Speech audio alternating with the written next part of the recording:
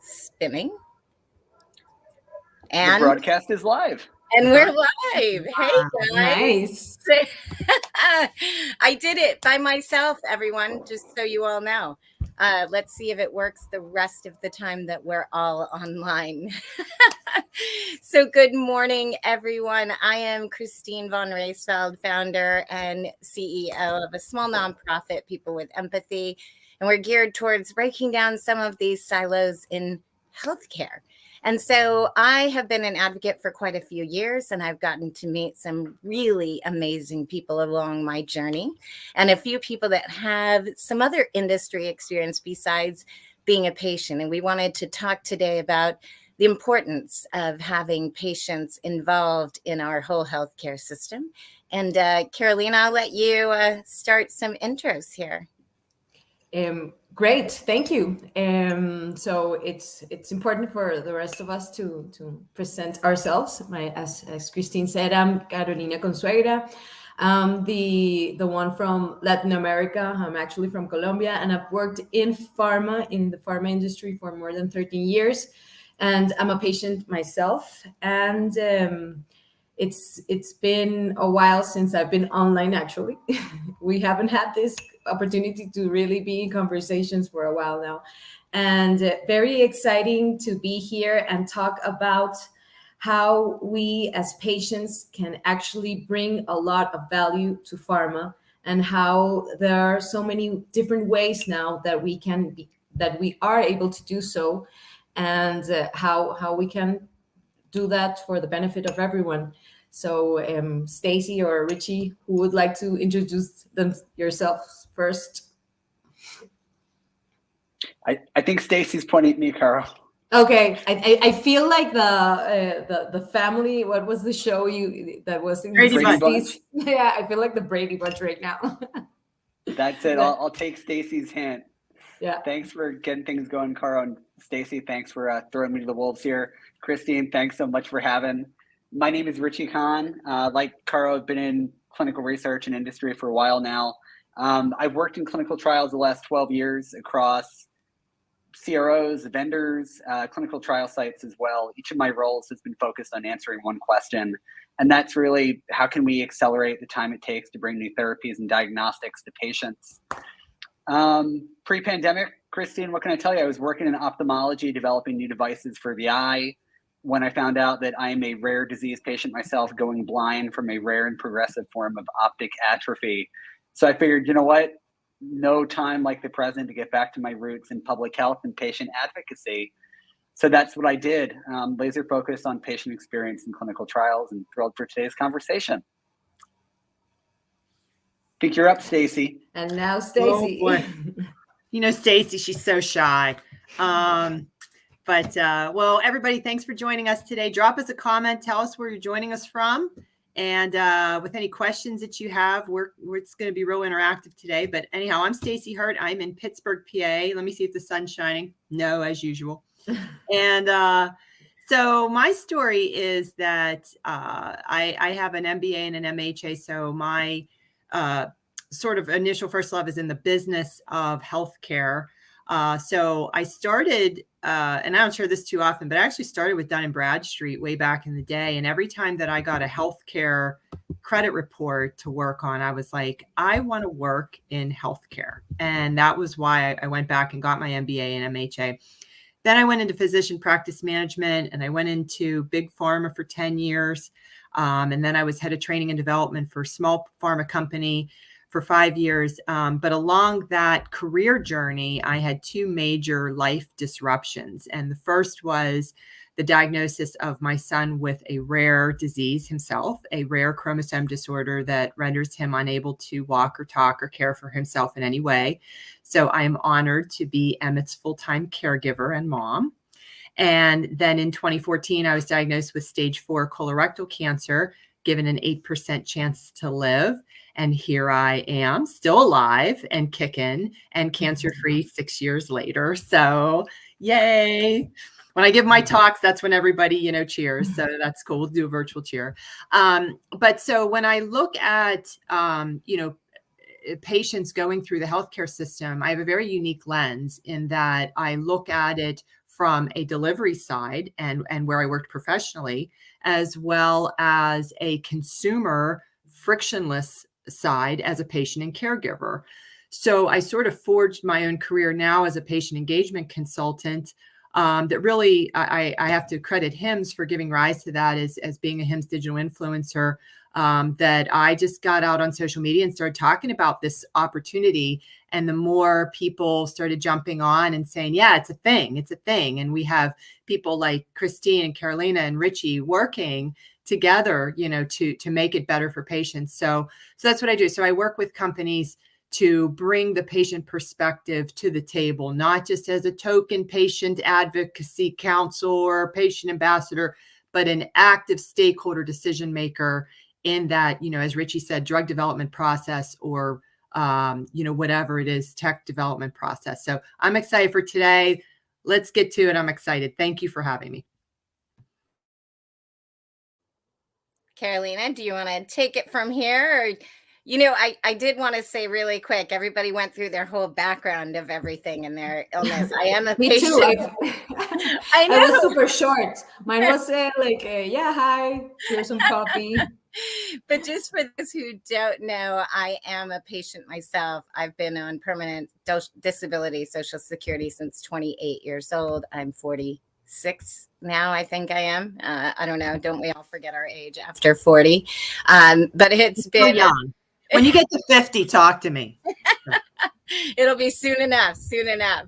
But I've had to navigate my own journey through healthcare, and without a lot of support, it's been a difficult one. So I've kind of used my own contacts to kind of get my own care and help me there. So, Carolina, do you want to start our discussion? I'll let you. Yeah, sure. So, it's still funny because sometimes I feel I am in mute. But anyways, that was the joke of 2021. I shouldn't be doing it on 2022. Anyways, so to start off our conversation, I was speaking previously to Richie, and as you know, last month we celebrated Women's Day, and I saw this hilarious talk by a girl that was Lily Singh, where she addresses how women and girls are conditioned to believe that success is to have a seat on the table. And I really recommend you guys, if you haven't seen it, you should see her TED Talk. And it really resonated with me on how, as patients, we are always thinking that having a seat on the table really sort of gives us, it's a sort of a goal, and but we should change that mindset in order to build a more inclusive society, and not only a more inclusive society, but also bring things that pharma are short-sighted to see and to include in their products or product development or marketing or so many things that patients can give them. So I was thinking about her chat and how she was saying that she was referring to girls, but I think that we should refer as patients. We don't need a seat on the table. We just have to build a better table. And into that insight, I was talking to Richie onto what would it mean to sort of build a better table regarding patients and having them on this better table. So Richie, I'm shooting it to you right now. Thanks, Carl. I think it's really timely. It's hard to believe, but Patients as Partners wrapped up 1 year ago this week. Though I'm unable to make it to Philly this year, I understand that we may have a speaker on the line. We'll get to her in a moment. But wanted to start by giving a special shout out to the organizers, speakers, and sponsors for that conference, while also talking to a previous conference session that I think about often on this topic. I think it was the very last session of the very last day of last year's virtual meeting. In fact, maybe it was 2020. Time flies during the pandemic and it doesn't move in a straight line anymore. But the session in mind, Ken Getz from Tufts presented the first quantitative data about the impact of patient advisory boards on the clinical development process. So before I talk about that and talk about patient advisory boards, let me set the stage here.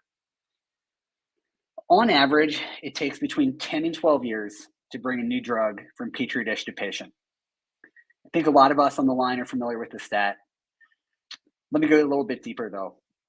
10,000 naturally occurring compounds are discovered, 250 make it into preclinical, laboratory, and animal testing.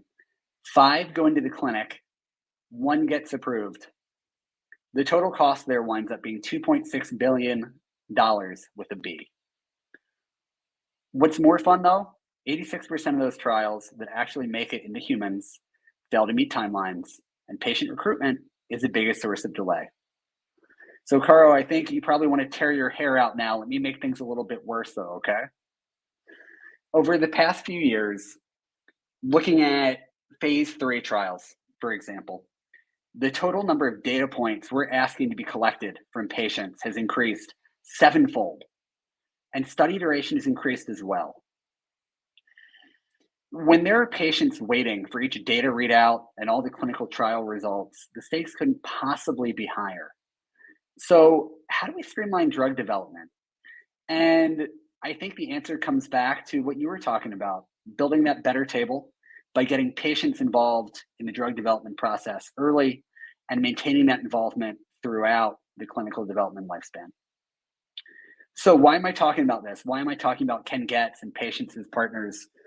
So the data readout from last year's session was looking at phase 3 clinical trial protocols as well that incorporated the use of patient advisory boards. The phase 3 programs that utilized patient advisory boards had substantially fewer extraneous endpoints collected. Unnecessarily burdensome eligibility criteria were removed. There was a streamlined number of procedures performed per visit, and nearly 50% fewer data points gathered. The result, substantially fewer protocol amendments. So when we talk about designing clinical trials for patients, when we talk about getting their involvement, their input, right? It's not enough to say, hey, Christine, Stacy, what would matter to you?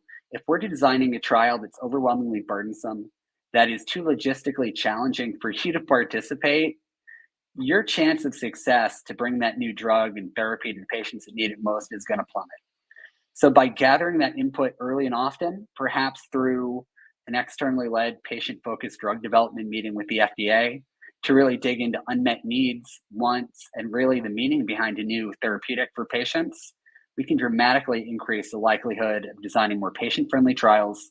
We can build a sturdier table, and we can increase the likelihood that we can get that data out to the patients that are waiting on it.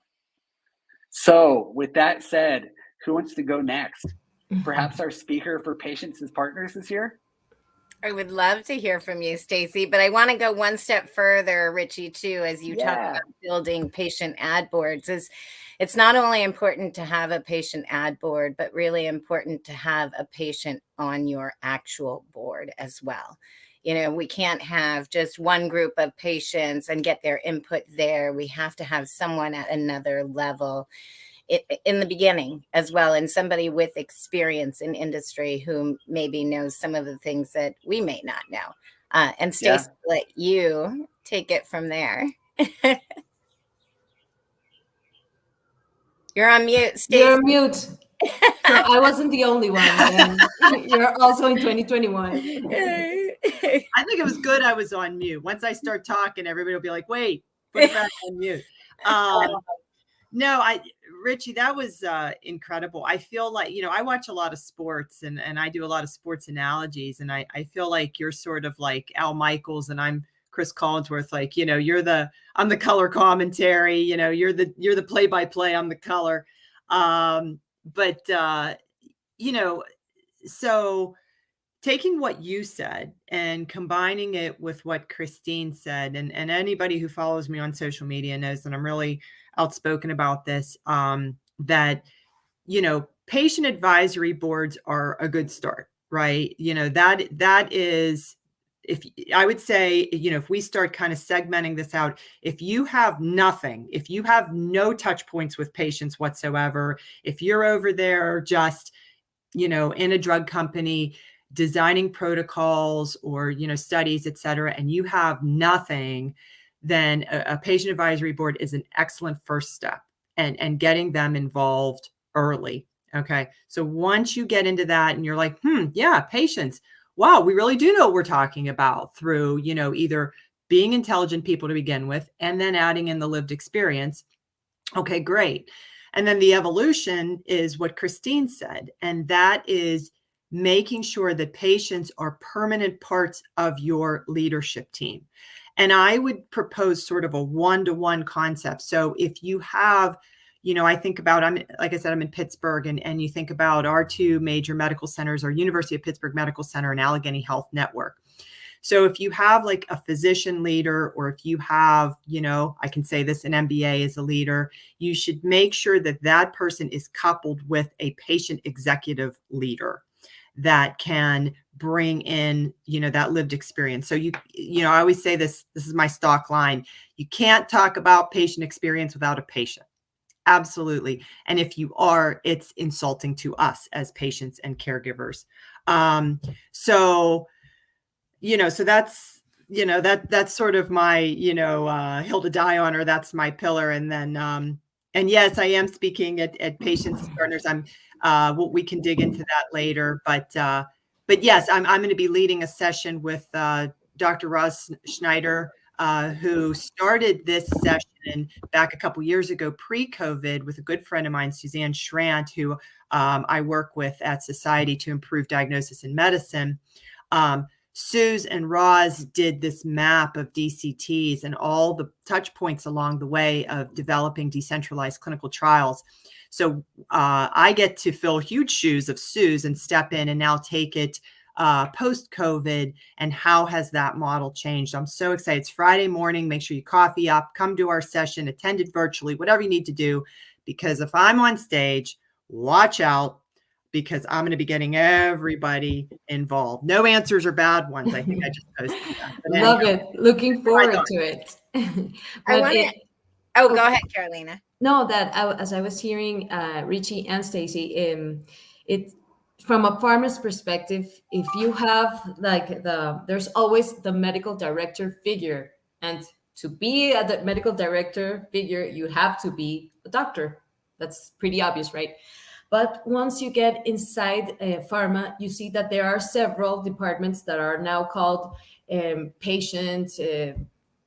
They have different labels right now, but nobody is a patient. It's not a requirement. So it's sort of interesting to see how some roles are some shoes to be filled are for doctors, some shoes to be filled for MBAs, marketing specialists, etc. But there's not really a patient voice that is truly a patient. So it's just interesting to see that what you were saying, there should be a more structured role for a patient advocate to look forward to and giving their perspective. Yeah, so Carolina, it's interesting you mentioned that. I'm an odd duck. I think everyone on the line can agree. But one of those ways professionally, I know it's crazy, Christine. One of the ways professionally where I'm an odd duck, I'm currently working as Senior Director of Patient Success over at Medable, an industry leader in the decentralized clinical trial space. So we have an entire department dedicated to patient experience. I think all three of us are patients and clinical trial participants as well. So definitely unique, definitely something I look forward to seeing more. But I think you're right. It's not enough to just at patient advisory boards to just get external input, right? When you have patients that are actually driving things internally and they can be sent messages on Slack or emailed or whatever, like every other employee in the organization, it becomes a lot more approachable and I think a lot easier to incorporate that patient perspective into the conversation. I think often you feel like perhaps there are people who are uncomfortable conversing with patients. They're not sure how to do it, even though pretty much everyone's been to a doctor themselves, right? They've been a patient at one point or another. But, there's a concern about how do I interact with the patient advisory board? How do I speak with the patients in this room? How do I make sure I don't offend them? Right. So one of the things I do at Medable is make it clear, you can't offend me. I call myself old blindy. I talk about walking into stuff and tripping over the dogs. And I don't know. For me, it makes it more approachable, and I think it helps to tear down some of those barriers. So is it my job to do so? Probably not, but it's definitely something I've taken on. So I want to touch on two things that you guys said. So the first would be this structured role of patients, because we mentioned that and we brought that up, and you guys know, being in this industry, that a role of a patient isn't really set. We have patients that are newly diagnosed, that, are just learning about the illness, and where do they play a part in this healthcare system? Because, I've said this before, it's not like if you own an Apple phone, you can walk into the headquarters and say, hey, I have a say, I have a phone. So, first I wanted to talk about a little bit about that structured role. And then the second part of it is all three of you also have experience in industry. So we have conversations all the time with industry people telling us what they think the problem is. What do you guys see as the biggest problem as well? So there's two parts to that: is the structured patient, where they belong, and then your view on industry as a patient who's we're all kind of thrust into this more than we'd probably like to be. And so, I've just never heard a perspective from a patient on what they thought was wrong on this industry level. So either one of you, any one of you who wants to hop in there, if you want to think about it for a second, or Carolina, if you want to. I'll sacrifice myself, as Richie said earlier. Well, I haven't said my story, but I worked in the industry in marketing for big pharma companies. And in June, there's always the planning sessions that we don't sleep. We have to travel a lot, etc. And I was in my early 30s, where you work really hard and also sort of party hard. I wasn't sleeping and I got a seizure. And from then on, I've been sort of an epileptic patient. And why am I saying this is that that really was like a moment in life that really changes perspectives. I've worked with different diseases and conditions from a marketing perspective, but having the perspective of being a patient, of being really scared, of being of really navigating the market access to products, and of understanding my condition. For example, one of the things at the beginning that really sort of enlightened me was that there were not really many patient communities around epilepsy in Spanish. I have the fortune to speak English, and I really got a lot of answers, emotional answers, from patient communities. And because doctors in the US and in Colombia, they have like 15 minutes with you. So it's really like you have to go with your notebook and your Q&A ready, because 1, 2, 3, you have 15 minutes, go. Yeah. And the patient communities really give you the time. And why the reason I'm saying this is that having a patient perspective really makes time not about the seconds, but about the valuable insights that you can bring to the table.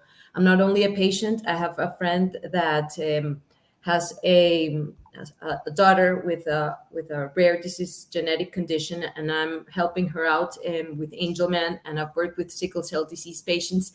And my sensibility as a patient myself has made me able to have conversations that really add value to the table.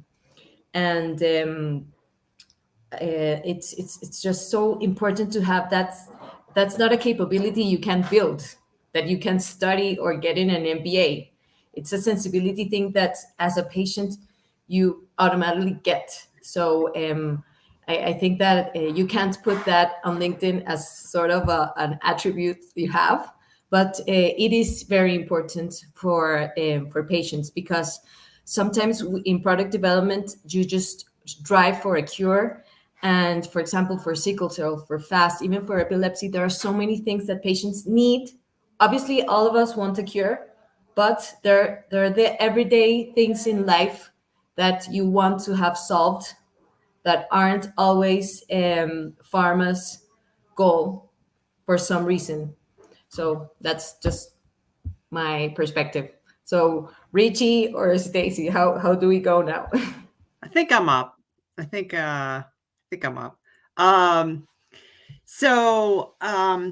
Christine, yeah, back to your question and kind of like, where this falls or where do we go from here or whatever. I did tease something bold on my social media post, and so I'll lay it out there. So I was a pharmaceutical rep. And, the thing about pharmaceutical reps, they call it share of voice, and going into the doctor's offices and marketing the drugs and talking to the physicians and everything and the clinicians that prescribe. So in terms of, so this doesn't really answer your question, but this is my bold teaser, is in terms of, recruiting for clinical trials and finding patients. We have these drug reps out there, in these offices covering this geography. Why can't we get them to help recruit for clinical trials? If we say, go to where the patients are in the communities, in the offices, the drug reps are in the communities, in the offices. So why can't we do that? And of course, if you work in pharma, it's a med legal thing and it's medical fairs and, all these things. But this is where we need to start to think differently, and we need to challenge the status quo. Like my friend John Nosta always says, challenge the status quo. Mediocrity isn't the norm anymore. And why can't we look at those laws and regulations and policies to open them up to have the drug reps do this? I mean, we're missing a huge opportunity of using the drug reps to help recruit for clinical trials and do so much more than just being, and I can say this because I was one, human billboards and marketers. They have much more value, and we can train them as such to be much more valuable.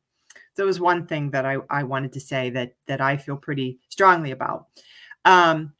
Second is, I talk about earlier this sort of segmentation of the market, and I get, as you guys probably get, tons of messages like, you're such a great advocate, you're a high level advocate. How do I get to be like you?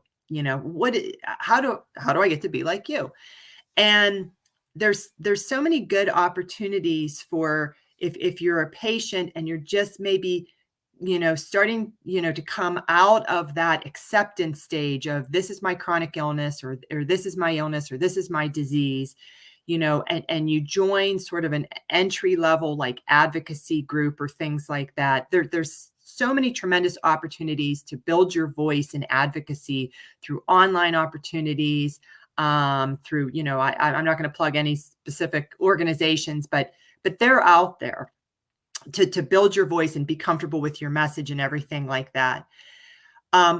Again, once you're sort of stable with your disease and you've been sort of around the block of the different functions in either pharma or biotech or a technology company, and you get to sort of know the business functions, then you can sort of go to this next level of looking for a role in a company or speaking on behalf of a company, as sort of what I'm terming, for lack of a better term, a patient executive. And that would be an executive in a role, in a VP director type role, who also happens to be a patient or a caregiver. And so, that's that piece of it. But the other thing I was going to say, and this is just really a top level comment, is that we as a society have to stop thinking about patients as weak, or that, having an illness or a rare disease or a condition is something that's weak or, a vulnerability. Overcoming those weaknesses and those vulnerabilities and everything that we have to juggle with being a patient and a caregiver is a strength, is a point of courage. And I mean, I, along with the other 3 humans on this call, can tell you that we're like the Army. We're doing more before 9 a.m. than most people are doing all day. I mean, I just think about what I did to get my son ready just to go to school this morning, in terms of feeding him, diapering him, clothing him, medicating him, all of that I had to do just to get him to survive and out the door. along with dealing with all my own disabilities. And I can do that and be on this call and be composed and have an intelligent conversation. That's just, I'm no hero. That's just a day in the life of a patient and a caregiver. So what I'm trying to say is, if you are out there and you're in our audience and you're an industry executive and you think, oh, I don't know if they can handle this, let us decide that. We can handle it. And we know what we can handle, and we're capable of handling a lot and lending a lot to business development and strategy and advising. So I want to I want to touch really quick on that, the stigma that we have around illness. And I think there's so many people out there who just will not admit that they're sick, right? And we have a whole untapped workforce of people who are on Social Security and on disability who can fill some of the roles that we struggle with, and using patients in effective ways can actually help with a lot of your plans and things as they move forward. I worked with a company a while ago who, originally reached out to nonprofits for a project, and they send it out through their emails, but there wasn't a lot of engagement. But once they engaged with individual advocates and smaller grassroots organizations, they were able to see a huge return on their project and filled that in half the time that they did when they were working with a bigger organization. Mm-hmm. So as we talk about that and a patient's place in healthcare, I mean, obviously this whole system is based on a patient. None of us would have jobs if any of us on here weren't sick. So how do you work with patients when there is that stigma in our industry? And we've all struggled with this, and how to address yourself, and how do you even say yourself? Because I think even as a patient advocate, you get a little bit discounted just because you have that word patient in the name. So how do we make industry see that these people have value in a way that we haven't looked at before? And Carolina, you raised your finger. Yeah, my thumb. As I heard Stacy, I remember that I worked with a group of sickle cell people here in Colombia. And it was interesting because at first I couldn't find them. It was super hard to find. And when I actually found them on social media, they were called warriors of sickle cell in English. And when I talked to them after, they really don't know how to speak English because they're usually on low social economic places and with more limited access to education. But the point is that they said, yeah, we don't know how to speak English, but we wanted to make sure that everyone knew we are warriors, and that despite we have certain conditions, we want to work hard. We want to be ourselves, that our condition doesn't define us. So hearing you say that that the stigma around illness, their condition is hard, but it's sort of how do we also make them match their, like, presenting themselves. Look, I do have these limitations, but I'm a normal person. I can work, even though I'm not crying. Sometimes you're unable to see my pain or whatever. I do have sort of some things that you have to build a more empathy with me, but that doesn't mean that empathy makes me weak, So just wanted to comment on that. And I wanted one more question to kind of ask you guys. So when we do talk to industry and we talk about the problems they face in clinical trials, we hear about retention and getting numbers in clinical trials. And I didn't really get your viewpoint there on, as a patient from this side of it, where do you see the problem? You guys have been exposed to industry at a different level, one that most patients don't see. And as you hear conversations with industry struggling to fill clinical trials, or industry keeping those retention rates, what do you think is the biggest problem from your side as a patient seeing it? Richie, you're up. second. Can we start, Stacy? Yeah, So, Richie. You're that I industry. spent the first half of my career in patient recruitment and retention. I'm also a lapsed biz development guy myself too, Stacy. So Nice. I was laughing at some of the stuff you were talking about. Oftentimes protocols are designed by super smart people in a boardroom off of Route 206 in Bridgewater, New Jersey, and everything sounds great in an ideal place. But then the rubber hits the road and you find out that ideal patient profile doesn't exist. Oops. So that's problem number one. Similarly, I think we design trials as well without getting that patient input. So for example, I'm about 4 blocks down the road from Duke University Medical Center. I'm legally blind. Part of my fun, Stacy, is not that I just don't see things. I will see things that don't exist. For example, the dog in the road, or I won't see a Prius. It's actually there. And I also can't hear it. So needless to say, you don't want me driving to Duke. So oftentimes we'll design studies that say, well, you have to be at the facility, which means I have to beg someone to drive me. I have to worry about transportation. If it's not a local visit, we're talking about dog sitting. We're talking about reimbursement for travel and lodging and meals. And even when these things are available, they're typically not spelled out in clinical trial protocols, right? So I can't tell you how many times a week I have those conversations with patients who tell me how burdensome it was to participate in the trial. They were so motivated, but it cost them so much time and money. So I think the protocols are not doing anybody any favors.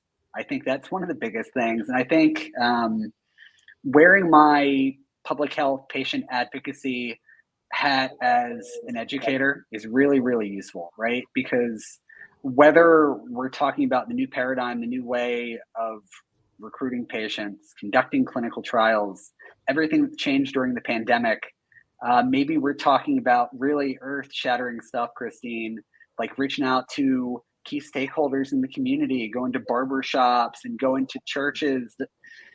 This is all basic public health stuff, but because it's basic public health stuff and I know it because I went to school for public health doesn't mean most other people know it, right? So I think I've always taken the approach, I'm the dumbest guy in the room. I'm always trying to soak up information like a sponge, like from all of you. But with that said, there's also always information to share. There's value you can add. There are blanks you can help fill in, right? So whenever you can generate questions and get people to sort of express, I don't really have all the answers for solving this patient recruitment bottleneck. I'm not really sure how this would impact patients. That's an opening and an opportunity, right? So I think we have to take it and engage in that conversation. Yeah. And Stacy, what do you see from your standpoint? Yeah. I actually, as Richie was talking, I wanted to get back to something that you said that I loved, Richie, and that was, this sort of the self-deprecating humor that, we use to break down stigma and barriers. And I love that. I use that too all the time. I make fun of myself to break down barriers for others and make others feel comfortable. And that in itself is a key thing that a patient can do that nobody else can do, because like you said, Richie, people are and Carolina, I think you said it too, is that people are afraid to talk to patients like, oh, we're going to offend them. We're going to say something wrong. We're going to do something wrong. And then they do nothing. And by doing nothing, that alienates us completely and leaves us completely out of the conversation. There's a take on, but my saying is an imperfect something is better than a perfect nothing. And I think that's a play on, you don't have to be great. You just have to be good. I don't know. There's a couple plays on it, but my point is when you bring a patient in, they have that empathy. Speaking of people with empathy, they can speak that language because we're in that community. Patients, we're pretty cliquish, right? We want to hear from our own. I know, especially in the cancer community, there's a whole social media. I'm going to give a plug to Thanks Cancer, which is on Twitter, which, we say things on that thread that only we can say about each other because we've been through it. And we can make fun of anything cancer because we had cancer. So bringing in a patient to talk that language gives license to a conversation that really nobody else can have just by virtue of being through it.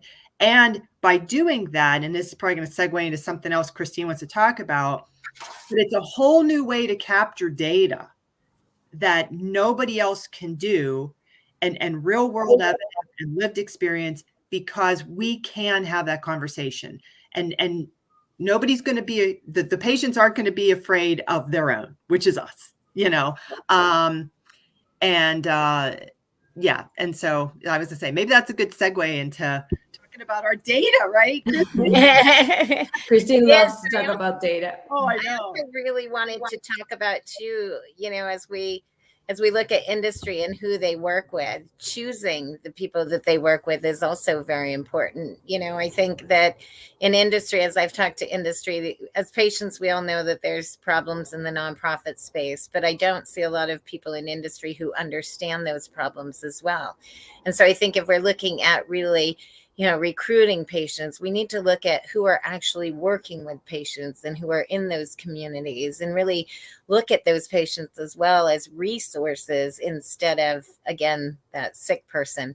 But going into that conversation on data, my very favorite topic ever, is really, I think, we're all patients here, and we see it happening where patients are starting to organize themselves, right? They're learning more and more about themselves and their conditions, and they're taking their own data and collecting that. And I think we're moving into this new data economy, right, where the data is becoming more and more valuable, and people are realizing that value. So Richie and Stacy and Carol, what do you think of the future as we're heading into it with, as we're all talking about data? It's not a topic yet that many patients understand, but I know the three of you are at another level in understanding that. What are your thoughts, or what would you want to share with people around your thoughts on data as we move forward? When I was talking about the sickle cell disease patient group that I worked with, first, it was super encouraging for them to realize that pharma needed them. So it was one of the things that they really weren't aware of, and sort of made them felt a little bit more empowered, because really pharma needed them in order to, they needed patients to sort of lobby their new product that they were introducing into the country, in order for like the government to well, you understand what I'm trying to say, that in order for the government to make it available through things like Medicare, for example, here. Anyways, when they realized that they have this power, now the next question for them was that how could they get something in exchange? Because at first it was the eagerness of the participation of realizing that they were important in this process, but they really, and that is a question that it would be interesting to see what Richie or Stacy or yourself have to say about this, is that there isn't really a roadmap on how that they could get that exchange of value for their information, for their data, and not just a checklist or a translational a longitudinal test or whatever. It's just even being able to bring a product that they need to the market. I'm sorry if you hear my dog. Anyways, how could they get something in exchange if in the pharma books and compliance says that you can't give anything to a patient? Because that was built like 50 years ago. Some laws need to be updated, because patients do need to get some exchange of value. And since they're in a golden book of compliance, there's nothing, it's a very gray zone. Richie, your thoughts this way? Yeah, a couple things to add to that. I think number one, we have to be clear when we're designing informed consents, having conversations with clinical trial participants and potential participants, what's going to happen to the data, what your rights are. Oftentimes I'll talk to patients, and the only thing they remember is the IRB or ethics committee insisted on a really, really frightening passage about, look, we're going to do our best to keep your data safe, but we can't guarantee it. and it could fall into the hands of the Hamburglar who's going to be Stacy online and clean out her bank account, and the rest of it doesn't matter, right? So I think we have to reframe the conversation there and not inadvertently scare the crap out of patients. I think the other thing too is it's not necessarily data return per se, Christine, but how do we make the data being collected for individual patients actionable outside of the clinical trial, right? Like, is there a way to share that information with your broader care team, with your primary care doctor, if you have one? Is there a way to access the information after the trial ends, right? Because oftentimes people participate in clinical research because they're getting better care than they would otherwise. So how can we add additional value? God, I love that, Richie.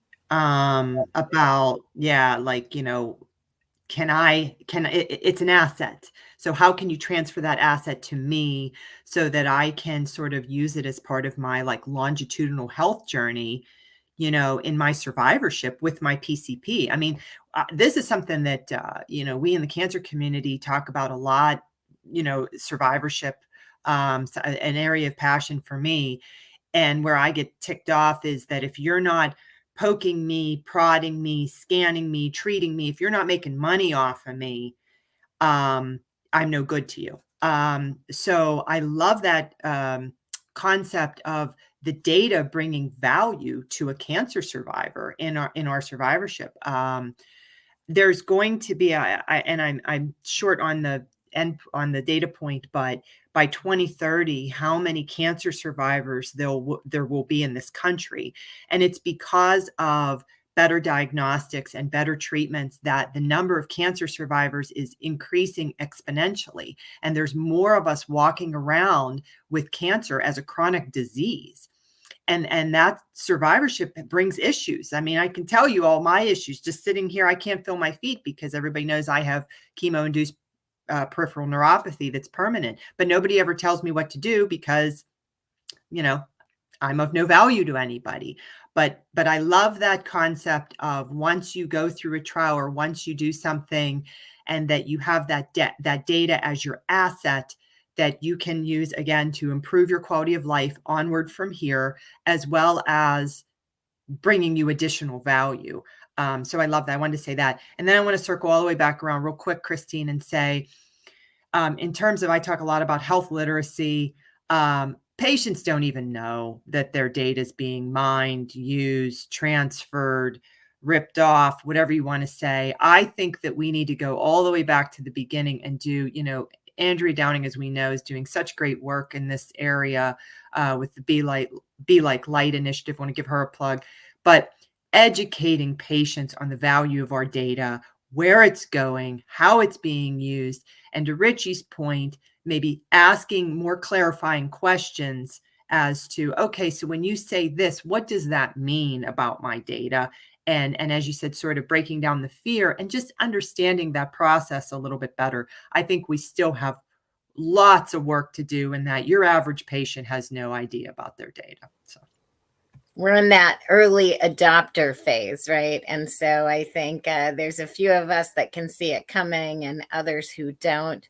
But I see this, I've talked to economists and genomic scientists who really see this as an opportunity, as the new industrial revolution, and as a way to really kind of flip this model on its head when people start to learn that value, right, of that collective data. And I think that's something we need to think about as we're planning these things and as we're building trials, right? At one point, that data is going to be owned by people, right? And as we negotiate our futures away, like, how do we do that? And how do we keep patients in mind and at the center of the discussions? And really, it is having that educated patient there from the beginning, right? Not a patient who was just diagnosed, who's going to tell you how to run a clinical trial, but somebody that has actual knowledge of that clinical trial process and can put in inputs from their lived experience that we may not think about. Any comments from we've got 10 minutes and I've got one, Christine. I'm glad you made the last point you mentioned, right? So when we talk about patient advisory boards and collecting patient input, however it may look, right, I think also have to be cognizant of who we're talking to. Certainly, if there was a patient advisory board that was the four of us, I think we'd all admit we're squeaky wheels, right? And Stacy is headlining patients as partners. Stacy's not the typical patient, right? So Stacy's input, while invaluable, is not necessarily representative of most patients participating in the clinical trial. She's more up on research and protocols and patient recruitment than the vast majority would be. So we have to also make sure that we are gathering the right kind of input from the right kinds of patients and caregivers and care partners at the right time. So just wanted to mention that. Yeah, I think it's important, right, as we work with different patients, to know their experience and to put them in places where they're not going to make decisions that are going to hurt other people, but really making decisions that are really going to push forward all of this, and where to put them is kind of an interesting question that we all need to talk about. And Stacy, you unmiked for a second. Oh, I did, because I'm brought back to, I mean, Richie's such a mentor to me in the work that I'm doing, and I'm so appreciative to collaborate with him. And Richie, us having that conversation about 5% of patients in clinical trials being from underserved, underrepresented populations, right? Isn't it like, it's less, right? It's 5 at the most, I think. But, you know, just to your point of making sure that we represent all patients. Carolina certainly talking about patients who are not English speaking, who don't have access, you know, to either technology or information. Those are the people that we absolutely need to reach, and we need to strive every day to find new ways to reach them and include them in clinical trials and clinical research, in patient education. I think about my son, right? My son doesn't talk. And, you know, if he would be, I think about this every day, if he was in a rare disease trial, everything, I mean, would have to be blown up for him. How would he communicate how he feels if he's having an adverse event, what's happening with him? What would that look like, being a nonverbal person? It's rough. I really don't like to think about it. I do because it's the work I do, but I don't because it's my son. But I want him to be part of emerging research, and he would be the most needy, most to see 1253. Stacy's crying, right? You know, what was the over under on when Stacy would cry? You know? But I want him to be a recipient of these breakthroughs in research, and he should not be denied them because he can't speak for himself. So those are the things that we have to strive for. Well, Stacy, I think all of us on here are trying to speak for your son as well, so that he doesn't have to go through those things, and that everything that we've all experienced, right, can help other people in their journey and their process as well. But I think it's important, right, as we talk about involving patients and having those right patients, even just having a patient on your advisory board, right, will bring in that connection to a community that you may not have. And I think one of the really important things is to know these communities that you're looking to help. You know, don't look from the outside and think that you know all the answers without even really talking with them. And, you know, social listening and all of that is great, but there's a whole big difference between actually talking and engaging with someone rather than just listening. And so I think it's really important for us as we move forward and working with patients and really talking to them, really getting patients who are involved, who can get community involved as we move on. And, you know, and we won't struggle with these retention rates and trying to pull them in, because you'll have a whole community of people who have been through this, who are willing to walk these people through, and who are willing to make it as painless as a journey as it possibly can be. Carolina, any comments? Yeah. I work with FAST, which is an Angelman syndrome community, and they are also they are nonverbal, and it has been really beautiful to see how we have been able to connect different people from that have Angelment in with a global perspective, because some have technology but some don't, and they use nonverbal communications just with pictures, some with an iPad, some with pictures. And when I was talking to my friend that she has her daughter with Angelman, the thing about it's the data, but also how this social media and it gives us a global perspective. And in a disease, there's so many shades of gray, and sometimes our our color of gray shade is more like someone in Australia or someone in US, and being able to connect with them and build that collective intelligence, it's priceless. Because maybe that Angelman, her daughter is not the same as the other Angelman in Colombia or in Latam. We connect differently, and the good thing is how we can start learning and making that data, instead of a big data and making patients like this big block, like I have epilepsy, but I'm super controlled. I'm like the lightest shade of gray in epilepsy. But the thing is how we share that learning, segment that data in order to help us as a community of patients. But also I'm still struggling to feel how that knowledge should be rewarded to patients, and that pharma changes that compliance part that doesn't allow them to reward patients, because it has everything changes and that hasn't changed. I know that there's a fine line of what should and shouldn't be done, but change is an imperative. Well, I want to say too that looking at this from a global perspective is important.